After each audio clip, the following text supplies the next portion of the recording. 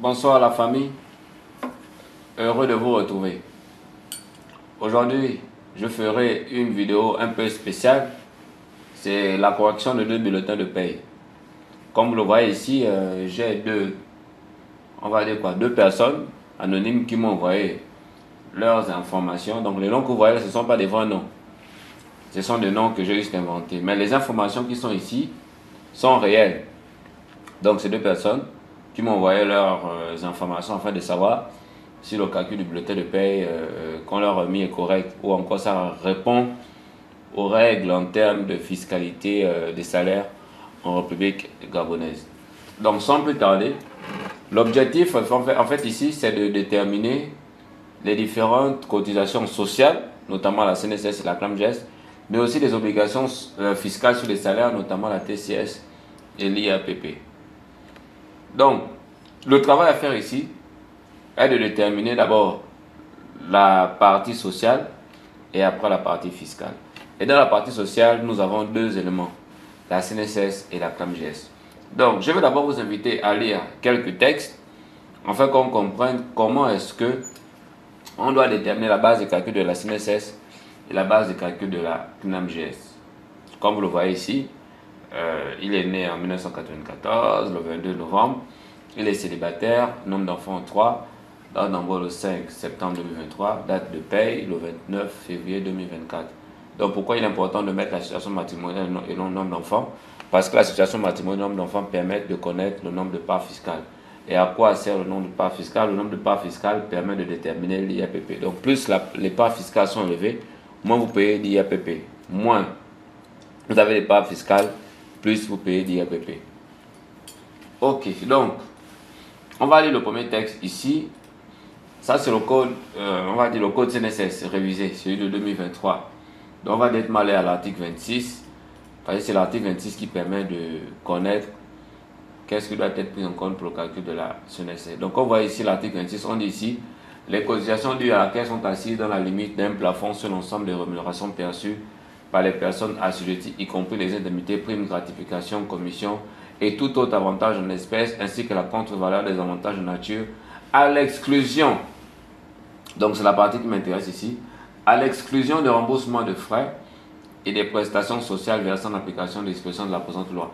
Donc qu'est-ce qu'il faut retenir ici? Il faut retenir que pour le calcul de la CNSS, ne sont pas prises en compte les primes et les indemnités qui font partie de la famille qu'on appelle les remboursements de frais, mais aussi les prestations sociales.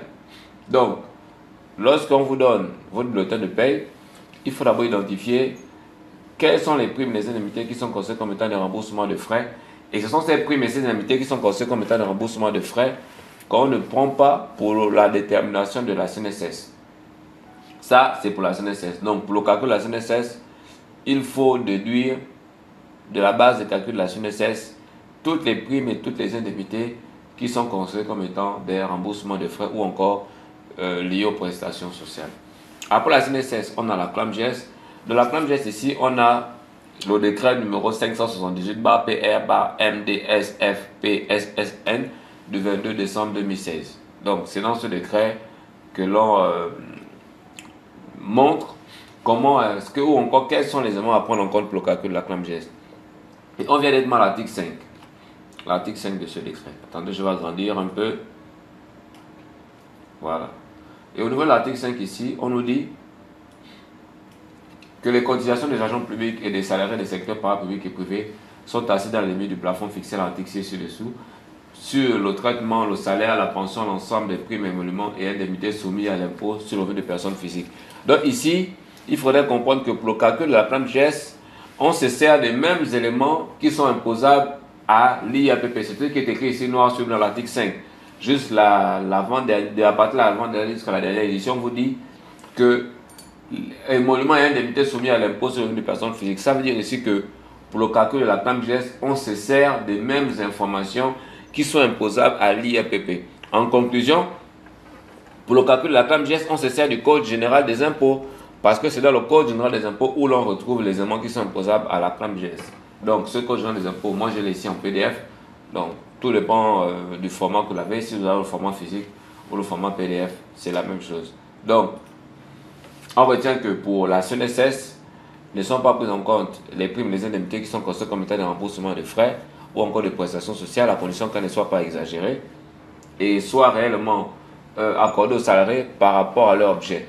Maintenant, pour la PAPGES, on se sert des informations qui sont imposables à l'IRPP, donc à l'impôt sur le revenu des personnes physiques. Maintenant, moi, j'ai fait un travail de fond. Le travail de fond que je viens faire, c'est de créer un document où l'on retrouve les différentes primes, les différentes indemnités imposables et non imposables par rapport à chaque type de cotisation. Et ce document, il est de 20 000 francs. Vous voyez, par exemple, c'est quelqu'un qui avait commandé le document. Donc, chaque fois que quelqu'un commande le document, je mets son nom ici. Vous voyez, ça, c'est quelqu'un qui avait commandé ce document. Donc, il est à 20 000 francs. Donc, celui qui veut s'en procurer, il suffit juste de me contacter sur le 076 41 76 77. Je reprends le 076 41 76 77. Donc, je vous l'enverrai en version PDF. Il suffit juste de faire un dépôt et moi, je vous envoie le document avec votre nom. Comme vous voyez, c'est un document qui a 7 pages. À l'intérieur, on retrouve qu'est-ce qui est imposable et qu'est-ce qui n'est pas imposable par rapport à chaque type de cotisation. Donc, on revient sur l'exercice. Ici, on a l'exercice, on a son salaire de base qui est de 450 000, on a la responsabilité qui est de 220 000, l'abstreinte qui est de 200 000, le gaz 12 000, transport 35 000, performance 145 000 et le salaire 250 000. Ce sont les informations qu'il m'a envoyées. Donc, on va créer une nouvelle page. Donc, on va créer ici, on va mettre CNSS. Voilà. Et dans la CNSS, le premier élément ici qu'on va déterminer ici, c'est la base CNSS. Et pour la base CNSS, voici le travail que nous allons faire. On a le salaire de base ici. Le salaire de base, on va venir regarder dans le document ici. On regarde le salaire de base. Vous voyez, le salaire de base ici, c'est imposable, ce qui est assujetti à la CNSS. Donc, ça veut dire que c'est pris en compte pour le calcul de la CNSS. Donc, je mets ici 450 000. Ensuite, on a la responsabilité. On va regarder si la responsabilité est imposable à la CNSS. Donc, je vais venir ici, je tape responsabilité. On va patienter quelques secondes. Donc, c'est comme ça qu'on travaille avec ce document. Voilà, la responsabilité ici est imposable à la CNSS. Donc, lorsque ce qui est assujetti, c'est imposable. Lorsque c'est pas écrit, lorsque ce qui est exonéré, c'est pas pris en compte. Donc, la responsabilité ici, c'est 220 000. Donc, dans la base CNSS. Ensuite, on a l'abstreinte. L'abstreinte aussi, je crois. Voilà, l'abstreinte est juste là en bas, ici. Et c'est aussi imposable à la CNSS. Donc ici c'est combien? C'est 200 000. Donc on met plus 200 000. Ensuite, je vois ici le gaz. On va regarder est-ce que le gaz est pris en compte pour le calcul de la CNSS. Je regarde. Voilà, le gaz ici, c'est pris en compte pour le calcul de la CNSS. Ok. Et le montant de combien? 12 000. Donc je vais rajouter 12 000 ici. Ensuite, le transport, on regarde. Est-ce que le transport est pris en compte pour le calcul de la CNSS? Le transport, cherche, voilà. Le transport ici, on nous dit c'est exonéré dans la limite de 35 000. Donc, qu'est-ce que ça veut dire concrètement? Ça veut dire que lorsque le montant du transport n'a pas dépassé 35 000 francs, ce n'est pas pris en compte pour le calcul de la CNSS. Donc, si ça dépassait 35 000 francs, par exemple, si on avait 50 000 francs de transport, 35 000 francs seront considérés comme étant la partie non imposable, c'est-à-dire la partie à ne pas prendre en compte. Maintenant, les 15 000 francs seront la partie qui sera considérée dans la base de calcul de la CNSS. Parce que lorsqu'on fait 50 000 moins 35 000, il reste 15 000. Donc ici, on ne met pas le transport dans le calcul de la base CNSS. Ensuite, on a la performance et le sous-salaire. On va directement regarder les deux en même temps. Donc, on va regarder la performance et le sous-salaire en même temps. Donc, je tape d'abord performance. Ici, je vois que la performance est imposable à la CNSS. Je tape aussi sur salaire directement. Ici, je vois aussi que le sous-salaire est pris en compte pour le calcul de la CNSS. Donc, je vais rajouter les 145 000 de la performance plus les 250 000 du sous-salaire. Donc, ça donne une base CNSS que je vais calculer.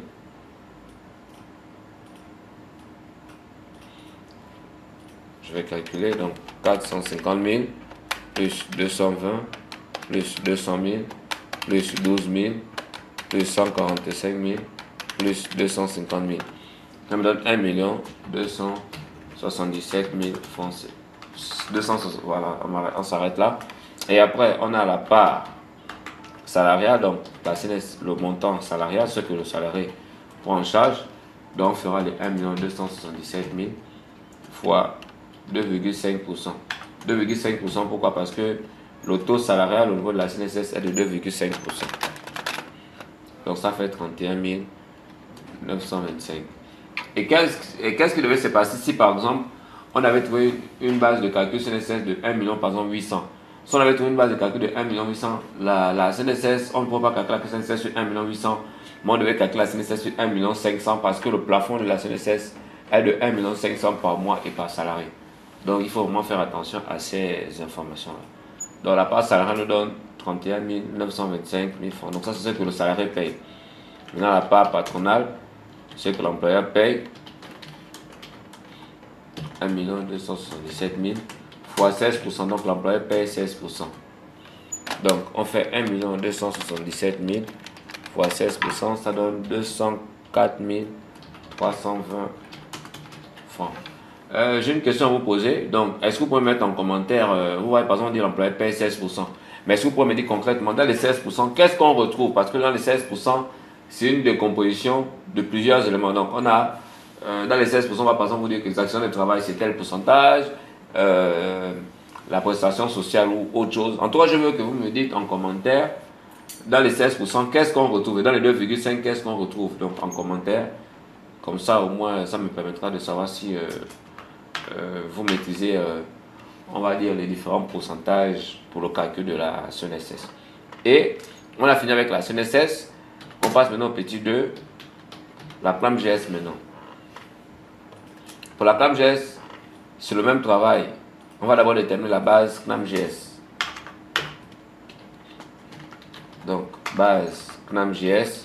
Comme vous le voyez, je le fais en live, donc c'est pas un exercice que j'ai eu à faire. Je le fais en live ici. Donc, dans la base ClamGS, on va faire le même travail tout à l'heure que la CNSS. Mais déjà, d'entrée de jeu, le salaire de base est imposable à la ClamGS. Donc, je mets déjà 450 000. Maintenant, c'est les autres qu'on va regarder au fur et à mesure. Donc, 450 000. Ensuite, on a la responsabilité qui est de 220 000. On va regarder est-ce que la responsabilité est prise en compte pour le calcul de la CNSS, de la ClamGS. On regarde ici. Ici, on dit c'est exonéré.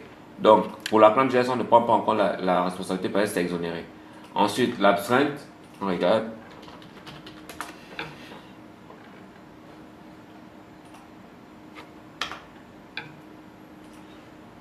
L'astreinte ici est prise en compte pour le calcul de la ClamGS. Donc, vous voyez ici, c'est là l'abstrainte. Donc, c'est prise en compte pour le calcul de la ClamGS. Donc, mais le montant, c'est 200 000. Donc, vous voyez, ce document est très facile à utiliser. Comme je disais, il est juste au prix de 20 000 francs. Ensuite, le gaz, on regarde le gaz. Dans la liste, est-ce que c'est pris en compte pour le calcul de la ClamGS? Voilà, le gaz ici, c'est assujetti aussi à la ClamGS. Donc, ça entre en compte dans la base de calcul de la ClamGS. Donc, on ajoute plus 12 000. Ensuite, le transport, c'est 0, donc c'est pas pris en compte. La performance, on va quand même vérifier la performance. La performance ici, on dit exonéré dans la limite de 4 millions dans l'année. Donc, c'est pour dire que ici, il faut retenir qu'il n'y a pas que la performance dans cette famille. Il y a plusieurs éléments. Notamment, il y a le rendement. Il y a aussi... il y a plusieurs éléments qui entrent en compte dans les 4 millions. En fait, c'est la somme de plusieurs primes, la somme de plusieurs indemnités qu'on additionne et on regarde si ça n'a pas dépassé 4 millions dans l'année. Donc, si ça a dépassé 4 millions dans l'année, le surplus devient imposable. Mais si ça n'a pas dépassé, ce n'est pas pris en compte. Donc, ici, c'est les 145 000.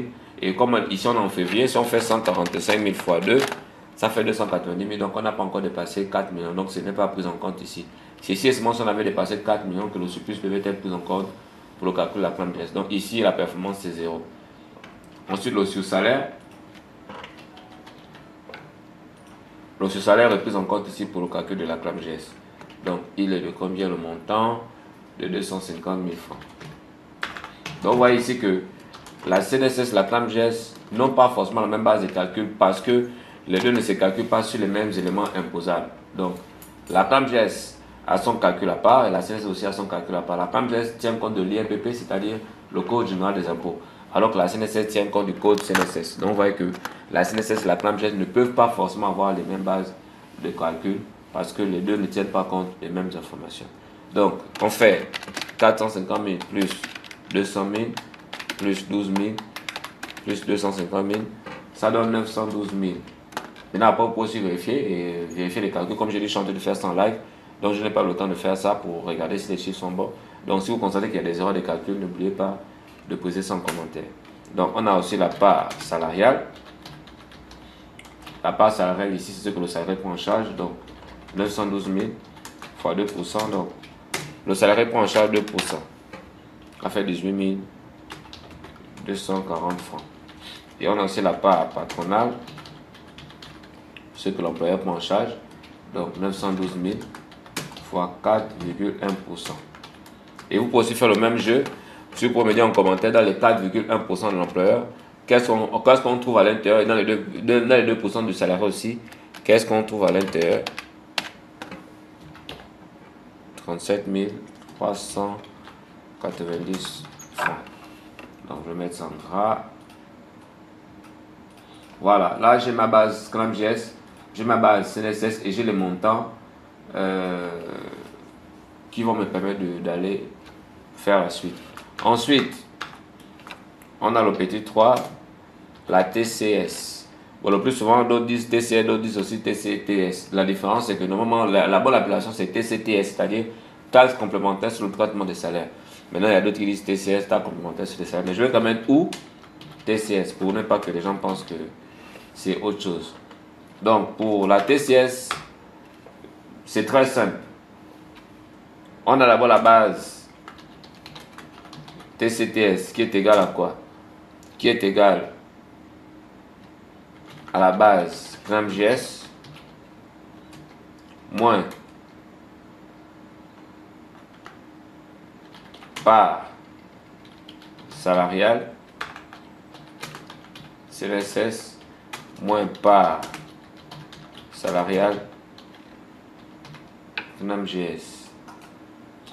Pourquoi base GramJS dans la formule de la TCS? Parce que la GramJS et la TCS se servent de l'IAPP en fait. C'est-à-dire que pour le calcul de la TCS, on se sert des mêmes informations que l'IAPP. Et pour le calcul de la GramJS, on se sert aussi des mêmes informations avec l'IAPP. Donc je me dis que, étant donné que la GramJS, on a déjà fait le point sur la GramJS, la GramJS qui tient compte des mêmes informations que l'IAPP, et la TCS aussi qui tient compte des mêmes informations que l'IAPP. Donc je me dis, au lieu encore de refaire ce travail, c'est-à-dire au lieu encore de reprendre les 450 000, plus les 200 000, plus les 12 000 et 250 000, je vais directement prendre le montant de la base GramJS.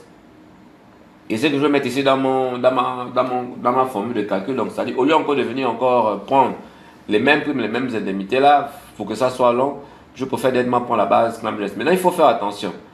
Ici, je prends la base GramJS, c'est parce que la base n'a pas atteint le plafond. Parce que le plafond de la GramJS, c'est 2 500 000. Donc, si vous constatez que la GramJS a un plafond, c'est-à-dire que si pour le sous-entendant de faire la paye, vous constatez que la base GramJS est de 2 500 000, c'est-à-dire le plafond, ne prenez pas les 2 500 000 parce que la TCS n'a pas de limite. C'est-à-dire qu'on n'a pas de limite en termes de primes et des indemnités concernant leur montant. Alors que la GramJS, lorsque vous faites la somme de toutes les primes et toutes les indemnités qui sont imposables à la GramJS, si ça dépasse 2 500 000, on tient compte uniquement de 2 500 000 pour le calcul de la GramJS. Maintenant, si vous constatez que normalement la base ou encore les primes, les indemnités imposables à la GramJS dépassent 2 500 000, quand vous allez calculer la TCS, vous tenez compte de ce montant. Par exemple, si on avait trouvé 3 millions comme base de calcul, comme montant pour la GramJS, ce sont les 3 millions qu'on devait utiliser pour le calcul de la TCS. Mais comme ici, le montant n'a pas dépassé 2 500 000, c'est pourquoi je vais me servir de ces 912 000 là.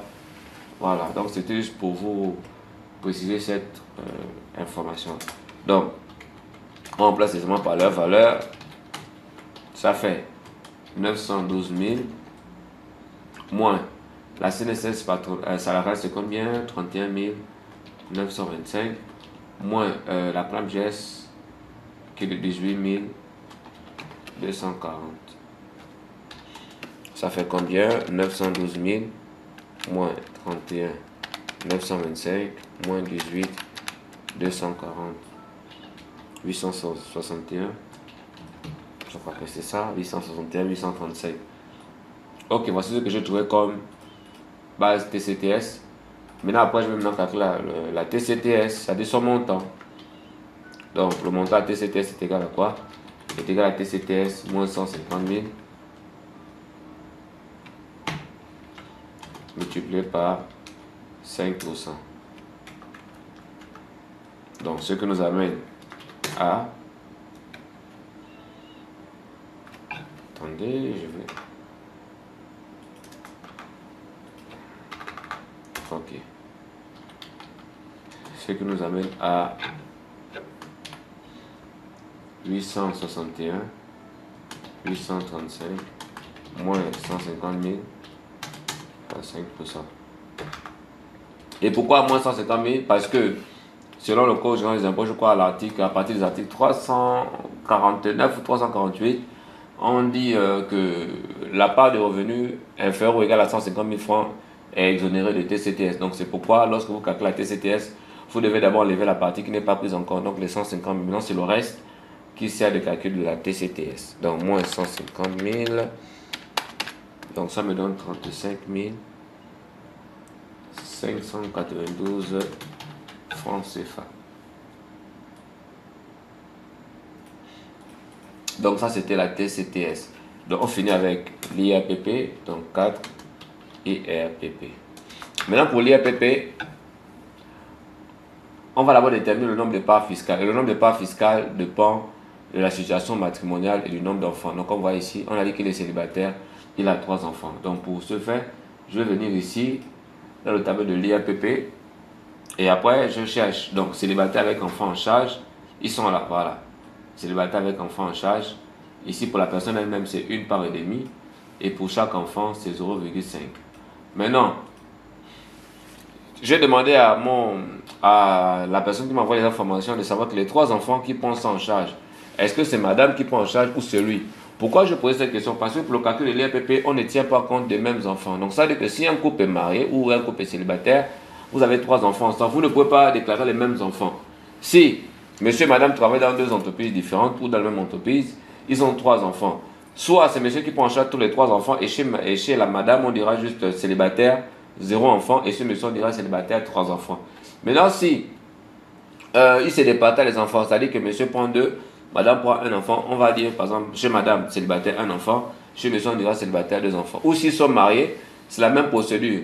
On ne prend pas en charge, en fait on ne déclare pas les mêmes enfants. Même si vous avez 4, 5 enfants, vous ne pouvez pas déclarer les mêmes enfants de part et d'autre. Donc si c'est la femme qui prend en charge les enfants, on dira marié par exemple 4 enfants. Et chez l'homme, on dira marié 0 enfant. Maintenant, si c'est l'homme qui prend en charge les enfants, on dira marié 4 enfants. Et chez la femme, on dira marié 0 enfant. Donc, il faut vraiment faire attention à cela. Parce que si vous déclarez les mêmes enfants de part et d'autre, vous allez minorer l'impôt. Et en cas de redressement, vous allez payer très cher.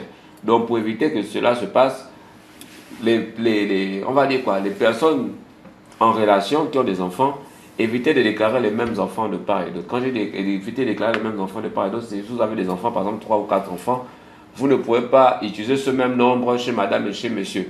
Donc, si vous avez 4 enfants, soit faites 2-2, soit une personne prend tout et l'autre ne prend pas en charge. Donc, c'était juste une information. Il m'a fait comprendre que celui qui prenait en charge les 3 enfants, c'est la raison pour laquelle je mentionnais célibataire, 3 enfants. Mais si ce n'était pas lui qui prenait en charge les 3 enfants, par exemple un seul enfant, je devais mettre ici célibataire, 3 enfants, 1 enfant. Donc, on revient sur ici. Donc, célibataire, 3 enfants. Célibataire pour la personne elle-même, c'est 1 part et demie. Et pour les enfants, c'est 0,5 pour chaque enfant. Donc, je vais d'abord déterminer le nombre de parts ici. Nombre de parts fiscales. Donc, on a dit plus que le même. Voilà, plus 0,5 plus 0,5. Donc ça fait combien? Ça fait 3 parts. Voilà. Donc une fois que j'ai le nombre de parts fiscales, je peux maintenant me permettre de déterminer la base IAPP. Et la base IAPP est égale à la base TCTS moins le montant de la TCTS. Donc, base IRPP. Donc, la base TCS ici, c'est 861, 835, moins 35 592. Ça donne combien? 861, 835, moins 35 592. Ça fait 826 243. Voilà. Après la base IAPP, on a le quotient. Le quotient est égal à la base IAPP fois 80% divisé par le nombre de parts fiscales. Donc, ce qui fait quotient est égal à 826 243 fois 80%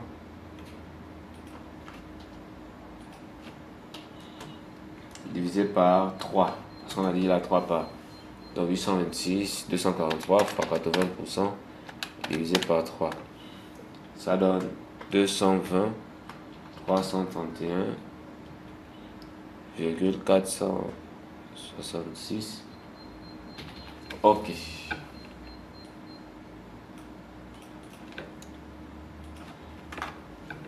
Donc une fois dans le quotient, on va maintenant déterminer K. Et pour déterminer K est fonction du montant du quotient. Donc comment ça se passe? Ici, on a trouvé le quotient qui est de 220 331,466. Maintenant, on va aller regarder dans le tableau où se trouve l'intervalle, ou encore dans quel intervalle se trouve les 220 331. On va regarder. Donc il vous faut ce tableau-là. Voilà. C'est ce tableau-là dont vous avez besoin. Et ici, on nous dit que le quotient est égal à combien? Est égal à 220 331. Donc 220 331 se trouve dans la tranche allant de 160 à 225. Voilà, c'est ça. Donc, on va mettre ici le quotient étant compris dans la tranche allant de 160 001 à 225, 160 001 à 225. Donc, K est égal, donc il suffit de juste appliquer la formule qui est juste là. K est égal au quotient fois 10% moins 14 250. Donc il suffit juste d'appliquer la formule. Donc K est égal au quotient fois 10% moins 14 250. Donc cette formule qui est ici, moins 14 250. Donc K va être égal à quoi? Va être égal à ce montant-là fois 10% moins 14 250. Ça fait fois 10% moins 14 250. Ça fait 7 783. Voilà. Et pour finir, l'IAPP est égal à K fois le nombre de parts fiscales. Donc ce qui fait IAPP est égal à ce montant-là fois 3. Parce que le nombre de parts ici c'est 3. Donc il a un IAPP de 23 349 francs. Voilà. Donc voilà, son IAPP s'élève à 23 349 francs. Voilà. Donc nous sommes arrivés au terme du premier exercice ici, qui consistait à déterminer les différents calculs liés aux cotisations. Maintenant, concernant le second exercice, c'est un bulletin de paie comme envoyé. Donc on m'a demandé d'analyser les erreurs. Ici, il n'y a que, on va dire, 2 ou 3 erreurs. La première erreur, comme vous constatez ici, c'est que les bases de calcul sont les mêmes. Regardez la CNSL, la CLAMGEN, le FNH et la CAP. C'est-à-dire les bases de calcul sont les mêmes. Si vous regardez bien, vous allez voir que c'est les mêmes choses. Donc ça, c'est la première erreur. Et la deuxième erreur, c'est que la CNSS a été calculée sur le montant de 1 562 000. Alors que tout à l'heure, je vous disais que le plafond de la CNSS c'est 1 500 000. Donc il faudrait déjà corriger ici. Donc au lieu de 1 562 000, il faut juste mettre 1 500 000 pile. Et la troisième erreur, c'est que la clame GS a été calculée sur le total brut. Alors que dans ce total brut, il y a les éléments qui n'entrent pas en compte pour le calcul de la clame GS. Donc, quels sont les éléments qui n'entrent pas en compte ici pour le calcul de la clame GS? On a la responsabilité qui est de 250 000, ça n'entre pas en compte pour le calcul de la clame GS. On a le rendement aussi qui n'entre pas en compte. On a le logement qui n'entre pas en compte. Donc, si on doit calculer la nouvelle base clame GS par rapport à cela, on fera juste les 550 000 plus les 350 000 plus le gaz, voilà, plus 12 000. Ça fait 912 000. Donc ici, la base clame GS est de 912 000. Pourquoi 912 000? Parce qu'on a 550 000 francs pour le salaire de base. On a 350 000 francs pour le sur-salaire et 12 000 pour le gaz. Donc ça veut dire ici, pour cet exercice-là, la base clame GS est de 912 000 et la base CNSS est de 1 500 000. Maintenant, que chacun à la maison, vous essayez de faire l'exercice en tenant compte que la base CNSS est de 1 500 000 et que la base clame GS est de 912 000 et comme ça, vous m'envoyez ça par mail ou encore en commentaire, vos résultats ou encore sur WhatsApp et comme ça, je vais voir si vous avez bien travaillé. Donc, les 3 erreurs qui existent dans ce bulletin de paye, c'est la base CNSS qui est complètement fausse, y compris aussi les autres. Donc ça, au lieu de 1 562 000, il faut mettre 1 500 000. C'est la base aussi clame GS qui est fausse parce que ça a été calculé sur le total brut. Alors que dans le total brut ici, il y a les éléments qui ne donnent pas en compte pour le calcul de la clame GS. Donc ça aussi, il faut enlever. Et la base clame GS corrigée, c'est 912 000. Donc lorsque vous allez faire l'exercice à la maison, considérez que la CNSS est de 1 500 000 comme base de calcul et la clame GS est de 912 000. Et une fois, vous avez ces deux bases, vous faites le bulletin de paye et vous m'envoyez vos corrections. Sur ce, on se dit à très bientôt et merci encore de m'avoir suivi. Merci.